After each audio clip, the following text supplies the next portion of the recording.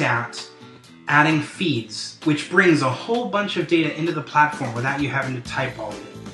And we've looked at adding photos as well. And now what I want to do is walk you through a simple example of adding data that you're going to physically type into the back-end system here when you're working with Roar's mobile content management system. So I'm going to go over to Directories, for example. And you can imagine you'd use a directory if you were picking, say, the staff of your organization, and you wanted to make sure that every staff person had an entry here so that your audience could go through and look through the app and scroll through all the different people and see what they were responsible for, etc. So you'll notice I clicked on Directories and then I hit Add New, and here we have people, and it says you can list your staff or speakers at a conference. And this is the important button right here called Add Row. And when I click on Add Row, it gives me a bunch of data that I can use. And so it starts, and we've already done this, so we know how to do it really well, starts with giving me the option to add a photo. And so I'm going to find a photo in here. There's me smiling. And we're going to say, yep, that is the photo for this guy right here. In fact, we may change the title just so that semantically we're correct. You know, we can even give it space. And we're going to select the image.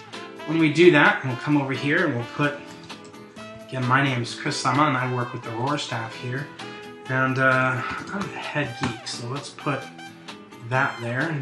And now we can talk about, you know, you can write just about whatever it is that you like as it relates to your staff. And so, you know, Chris likes long walks on the beach. And Kenny G, right? We know that's not true. But what we're going to do is we're going to just hit Add Row. And when we do, look, we get another record, right? So if you had more staff, you wanted to add another one and another one, you could do that till your heart's content. And when you're done, you're going to hit Publish. And when you hit Publish, you'll know it's done because it will refresh and you'll see all your data back here. When I click on Directories, you'll also be able to see that there's an entry.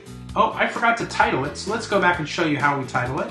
I can click on it or hit Edit, and you'll notice that at the very top, I should have put my title, and I was just moving too quickly. So now I can put staff and hit Update. That's not a problem at all. And now we'll see that staff is there, and when I come to Directories and take a look, we'll see that there's an entry here for the staff.